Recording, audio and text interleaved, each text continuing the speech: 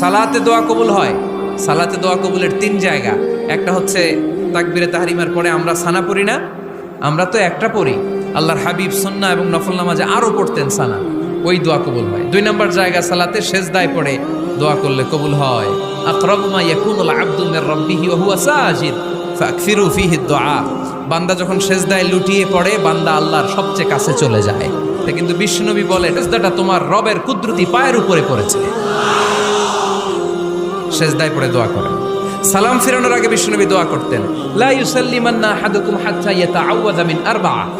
আল্লাহর হাবিব বললেন, চার জিনিস থেকে পানাহানা আছে, আমার কোন উম্মত যেন সালাম না ফিরায়। তারা যেন পড়ে, আল্লাহুম্মা ইন্নী আউযু বিকা মিন আযাবিল কবর, আউযু বিকা মিন আযাবি জাহান্নাম, আউযু বিকা মিন ফিতনাতিল মাহইয়া ওয়াল মামাত, আউযু বিকা মিন ফিতনাতিল মাসিহিদ দাজ্জাল।